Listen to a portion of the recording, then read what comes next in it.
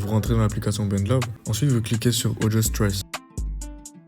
Ok, après être rentré dans Audio Stress, vous cliquez sur le petit bouton plus tout en haut à gauche pour pouvoir importer une prod. Donc moi, vu que je suis sur iOS, je vais cliquer sur Browse File. En fait, tout dépend de votre téléphone. Vous saurez comment importer votre prod. Moi, je vais cliquer sur Browse File. Je clique sur une prod que j'ai déjà préparée pour la vidéo. Là, ce que je vais faire, je vais juste vous faire écouter. Vous allez voir le tempo de base de l'instru. Vous allez voir le tempo de base. Donc, écoutez.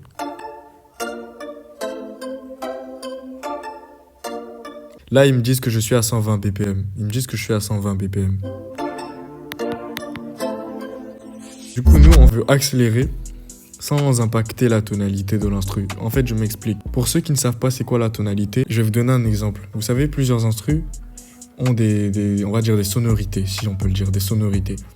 Et quand tu changes de tonalité, en fait, l'instru, elle change la manière par laquelle elle sonne. Ça change, en fait. Je vais vous expliquer, je vais vous donner un exemple. Bon, pour le moment, je vais juste d'abord changer le tempo, vous allez voir. Donc, pour changer le tempo, vous cliquez sur soit le plus pour accélérer ou soit le moins pour réduire. Du coup, on va cliquer sur le plus pour accélérer. Vous allez voir ce que ça va donner. Là, de base, il est à 120. Donc, on va aller, on va dire 162. Non, 168. Vous allez voir, écoutez.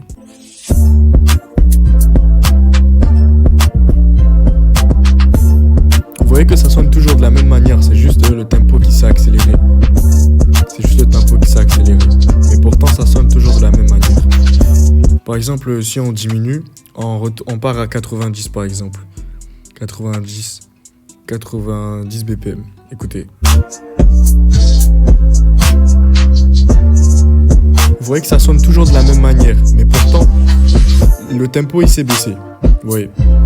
Maintenant, ce qu'on va faire, je vais vous montrer pour la tonalité, pour vous faire comprendre en fait c'est quoi la tonalité. Du coup, là on va retourner à 120 BPM, comme c'était de base, on retourne à 120 BPM. Du coup, vous voyez où c'est écrit B tout en bas, B minuscule, et un hashtag.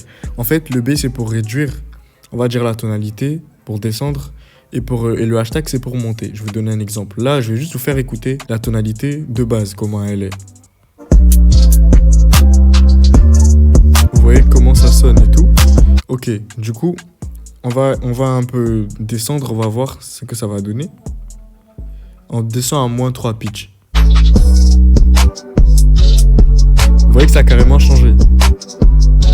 En fait, c'est ça la tonalité. Là, on va descendre encore plus. À moins 5, vous allez voir ce que ça a donné.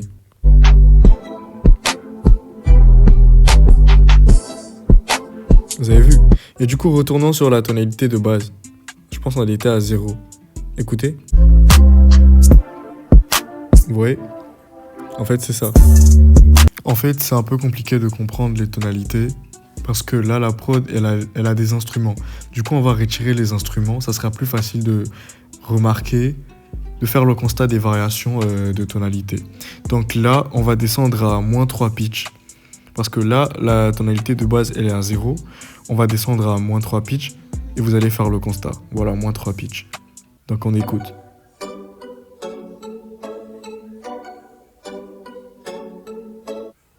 Vous voyez, ça a changé. Ok, là maintenant on va partir à moins 8. Partons à moins 8, vous allez voir ça sera différent de... Voilà, vous écoutez. Vous voyez que c'est carrément différent. C'est différent. Ok, maintenant on va monter à 8. On va monter à 8. Vous allez voir que ça sera carrément différent des deux autres. On écoute.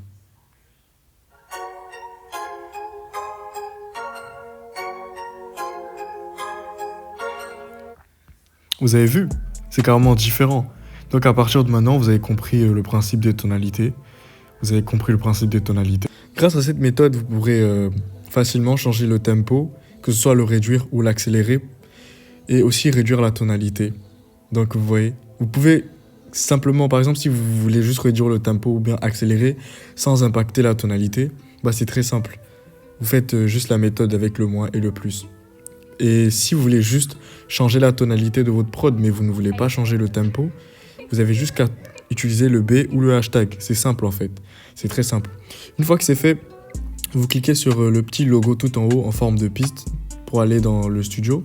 Ça sauvegarde et tout. Ça sauvegarde. Voilà.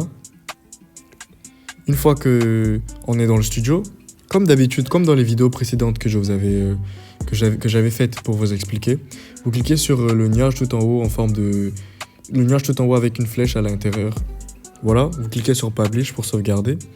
Pour ceux qui ne savent pas comment sauvegarder, etc., on va le faire, mais là je vais aller un peu plus rapidement parce que j'avais fait 2 vidéos où je vous expliquais comment le faire.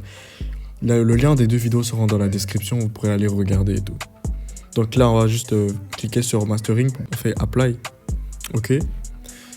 Là, j'ai juste mis un titre vite fait, Prod Test pour la vidéo, voilà. On clique sur le V tout en haut à droite. Voilà. On clique sur View. Ensuite, on clique sur la flèche au milieu, juste à côté du cœur et studio. Voilà, on patiente un tout petit peu. On clique sur Download pour pouvoir télécharger notre instru, modifier. On clique sur Download as an audio. Voilà. Bon, là, ils me disent qu'il y a un petit problème de connexion, mais bon. Je vous explique, il faut toujours avoir la connexion pour pouvoir exporter. Il faut toujours avoir la connexion. Donc là, j'ai cliqué sur Try Again. Ok, là, c'est bon. Du coup, je clique sur Save to File, sauvegarder dans mes fichiers. Là, je suis sur iOS, je vous reprécise. Je suis sur iOS. Vous, ça sera sûrement la même chose, sauvegarder dans mes fichiers, ou peu importe, où vous avez l'habitude d'exporter vos instruments, etc. Du coup, je clique sur Save. Et voilà, c'est importé. Donc j'espère que ce tuto vous aura été utile. N'hésitez pas à vous abonner.